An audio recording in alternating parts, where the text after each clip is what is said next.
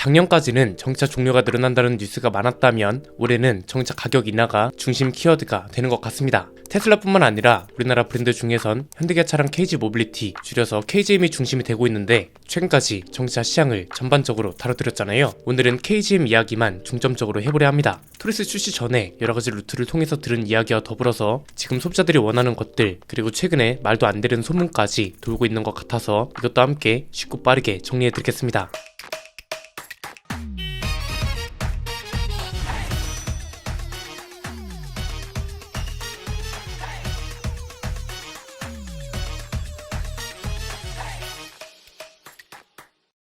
지금 토리스 전기차에 대한 관심이 꽤 많은 상태입니다. 아무래도 저희가 계속 강조했던 환경부 인증 데이터가 기대했던 것보다 훨씬 좋게 나와서 그런 게 아닌가 싶습니다. 이게 중요한 이유는 뭐라고 말씀드렸나요? LFP 배터리에 대한 가장 큰 불신 중 하나인 겨울철 논란에 대해서 거의 한 방에 정리하게 되는 데이터이기 때문이라고 말씀드렸죠. 이건 단순히 KGM한테만 중요한 데이터가 아니라 현대기아차를 비롯해서 전기차를 만드는 모든 자동차 제조사들한테 필요한 데이터라고 했습니다. 왜냐하면 앞으로 저가형 전기차를 출시하려면 LFP 배터리 사용 비중을 늘리거나 리튬이온 배터리가 아닌 다른 배터리를 사용하는 게 추세가 될 거니까요. 그래서 LFP 배터리 시장 진입에 다소 늦을 수밖에 없었던 우리 배터리 기업들도 다양한 계획을 실행 중이라고 짚어드렸죠. LG랑 SK는 LFP 배터리 쪽으로 개발과 생산을 이어가려 하고 있고, 삼성은 아예 LFP 배터리를 대체할 또 다른 보급형 배터리를 개발 중이라고 합니다. 그리고 이미 통계 자료로도 알 수 있듯 LFP 배터리 사용 비중은 중국 전기차 브랜드가 늘어나고 저가형 전기차가 늘어남에 따라 사용 비중 또한 늘어나고 있다는 게 증명이 되고 있습니다. 그래서 지금 전기차 산업 전반적으로 아예 다른 방향의 전개가 빠르게 진행되고 있다고 말씀드린 거였죠. 그런데 KGM만 따로 놓고 봐도 꽤 흥미로운 점들이 많습니다. 개인적으로 가장 기대되는 건 바로 다음에 나올 신차들입니다. 지금 예정되어 있는 차들이 토리스 픽업 트럭이랑 KR10이잖아요. 일단 아직까지는 KR10은 내연기관 모델도 나오고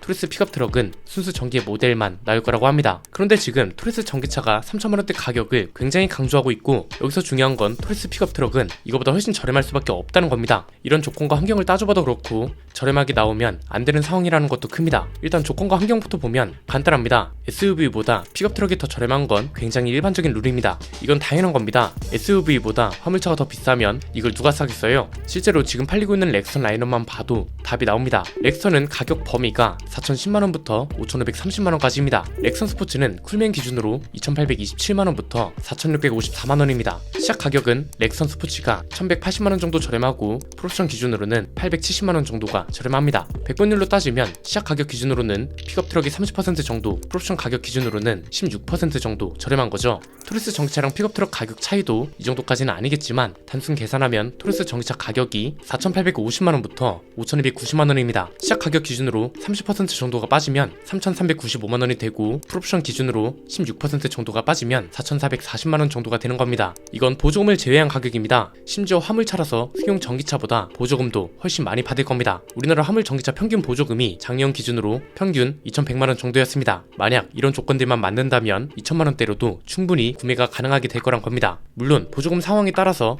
그리고 대형차랑 중형차를 단순 수치 비교한 거라서 시작 가격 자체가 경차보다 저렴한 수준으로 나오진 않겠지만 보조금까지 감안한다면 충분히 좋은 마케팅 용어가 나올 수 있는 차란 거죠. 여기서 확실한 건 토리스 전기차보다 가성비라는 키워드를 더욱 적극적으로 밀 수 있는 차라는 건 분명하고, 서울 모빌리티 쇼에서도 직접 보고 들은 바에 의하면 픽업 트럭으로서의 상품성도 현행 렉선 스포츠보다 훨씬 좋을 예정이란 겁니다. 더 중요한 건 이게 끝이 아니란 겁니다. 정리해보면 이렇습니다. 크게 세 가지인데요. 첫 번째는 토리스 전기차랑 토리스 픽업 트럭의 가성비 전략은 시작일 뿐이란 겁니다. 이건 이미 예견된 일입니다. 그냥 단순하게 생각해보자고요. KGM이 이렇게 가성비 전략으로 시장을 때리는데 현대기아차는 가만히 있을까요? 뭐라도 출시하겠죠. 그리고 현대기아차는 KGM만 견제한다고 되는 게 아니죠. 테슬라부터 GM, 포드까지 저렴한 전기차 경쟁을 해야 하는 브랜드가 수두룩합니다. 이미 올해만 해도 LFP 배터리를 사용하는 저가형 전기차를 현대기아차도 출시하겠다고 밝혔습니다. 가장 대표적인 게 레이 전기차, 현대차는 캐스퍼 전기차도 출시할 거고요. 토리스랑 비슷한 급으로는 EV5가 대표적입니다.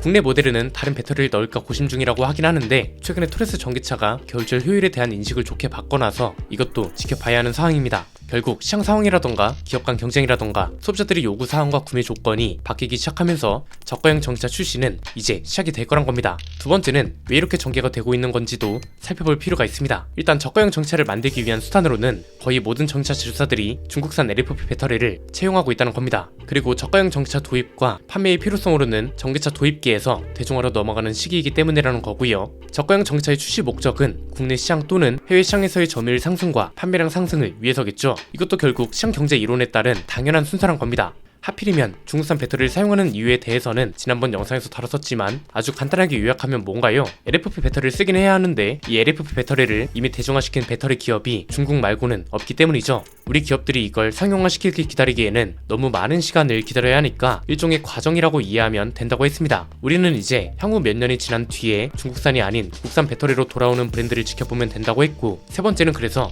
토레스 라인업의 방향이 매우 좋은 게 사실이란 겁니다. 토레스 내연기관 모델이 최근에 좀 주춤하잖아요. 그런데 토레스 전기차를 시작으로 토레스 픽업 트럭까지 겨울철 효율 인증하고 상대적으로 저렴한 가격으로 충분히 판매량을 끌어갈 수 있는 조건이 됐다는 게 사실이란 거죠. 그런데 문제는 무조건 대박이라고 할 수는 없다는 겁니다. 정말 냉정한 이야기지만 이제는 슬슬 KGM도 차만 잘 내놓는다고 잘 되는 시기가 점점 멀어지고 있다고 봐야 합니다. 이건 무슨 말이냐면 이제는 차와 관련된 다른 문제들도 신경을 써야 한다는 건데, 일단 경쟁 모델들이 점점 많아질 거라서 얘네를 견제해야 하는 건 너무 당연한 얘기고요. 저는 여기에 더해서 KGM 자체적으로 문제가 되고 있는 것들도 바로잡거나 개선하면서 가야 하는 시기가 왔다고 봅니다. 그 전에 최근에 제가 애플 카플레이 문제가 해결될 거라고 했잖아요. 그런데 어디서 이런 소문이 도는지 모르겠는데 애플 카플레이 도입이 안 될 거라는 말이 나오더라고요. 그러면서 저희 보고 책임을 지라는데 이거 다시 확인해 봤고 너무 지속적으로 이야기가 오가는 내용 중 하나이기도 하고 KGM 내부적으로 가장 열심히 준비 중인 것 중 하나라는 표현까지 쓰는 사안 중 하나입니다. 회사 내부에서 이런 얘기가 나오는데 대체 안 된다는 소문은 어디서 어떻게 퍼지고 있는 건지 모르겠습니다. 일단 이거부터 바로 잡고 넘어가야 할 것 같고요. 다시 돌아와서 KGM이 앞으로는 실형 전기차 소식하고 같이 나와야 할 게 인프라 문제 개선 소식이라고 봅니다. 여기서 말하는 인프라는 두 가지입니다. 하나는 자체적인 인프라 문제입니다. 이건 이제 구매 후 서비스와 관련된 문제겠죠. 서비스 센터, 이게 지금 비율상으로는 크게 문제가 안 되는데 서비스 센터를 늘리는 게 가장 좋고요. 당장 이게 불가능하다면 적어도 서비스 개선이라도 해야 한다고 보는 겁니다. 부품값 문제는 선제적으로 대응할 필요가 없어 보입니다. 지금 당장 부품값을 확 내리는 건 불가능합니다. 이건 진짜 협력업체 죽으란 소리밖에 안 되는 거라서 이건 사회적으로 우리가 이해를 해줘야 합니다. 그런데 부품값이 상대적으로 비싸도 소비자들이 납득할 수 있게 하는 건 서비스 품질이라고 봅니다. 지금 국산차 브랜드들이 처한 상황도 거의 모두 동일합니다. 현대기아차도 부품이 없어서 수리를 못한다는 말이 나오고 있는 상황이고, 결국 서비스 관련 모든 문제를 해결할 수 있는 방법 중 가장 확실한 게 서비스 품질 개선이 될 거란 말이죠. 그 다음으로는 어차피 전기차를 계속 판매할 거라면 전기차 인프라도 같이 늘려줬으면 하는 겁니다. 자동차라는 게 일종의 생애 주기와 관련이 있다고 봅니다. 인간의 생애 주기와 맞아떨어져야 하는 제품 중 하나잖아요. 저렴한 자동차로 사회초년생 시기에 특정 브랜드에 입문합니다. 그런데 이 브랜드의 인상이 너무 좋아서 중년이 된 이후에는 이 브랜드의 플래그십 모델을 구매하고 이런 식이란 말이죠. 전기차는 결국 가장 중요한 게 유지 단계에 있는 충전 문제라고 보거든요. 규모가 안 된다면 일단 개인 충전 문제라도 해결할 수 있는 방법을 찾아봐야 할 것 같고요. 약간 여유가 된다면 아예 충전기 사업 쪽으로 영역을 확장해 보는 것도 어떨까 하는 생각이 듭니다. 방법은 다양합니다. 충전소 브랜드를 새로 만들어도 되는 거고, 이미 있는 충전기 브랜드에 충전기를 보급하는 브랜드가 되는 것도 방법이죠. 이미 출시 시기라던가 이 신차들이 가지고 있는 조건이 너무 좋은 상태입니다. 가장 중요한 게 가격인데, 가격은 여론을 어느 정도 잡은 상태니까 이건 안 팔리면 이상한 상황인 겁니다. 토레스 내연기관 모델은 인수전 종료 이후에도 재도약이 시작입니다. 그래서 여러가지 문제가 있다 해도 소비자들이 어느 정도 눈 감아준 것도 있단 말이죠. 그런데 시작 단계는 내연기관차에서 끝났다고 봐야 합니다. 냉정하게 토레스 전기차부터는 평가 기준 자체가 굉장히 까다로우실 겁니다. 토레스 픽업 트럭 때는 거의 완벽에 가까운 상품성과 가격을 소비자들이 요구할 겁니다. 이게 일종의 보상이거든요. 내가 그때 응원해주고 차도 사줬으니 더 좋은 차를 만들어 달라는 요구에 대한 보상인 거죠. 그래서 당장 올해부터 반기별로 신차가 하나씩은 나올 겁니다. 단순히 신차만 내놓는다고 해서 성공할 수 있는 시기는 지났다고 생각하고, 바로 잡을 건 바로 잡고 쳐낼 건 쳐내고 필요한 건 즉각 도입해서 신차 외의 조건들도 완벽한 회사가 됐으면 합니다. 좋은 선택지가 많아지는 걸 소비자들이 외면할 이유는 없으니까요. 오늘 내용은 여기까지입니다. 내용이 유익하셨다면 구독과 좋아요, 알림 설정 부탁드립니다. 지금까지 저는 안피디였습니다. 감사합니다.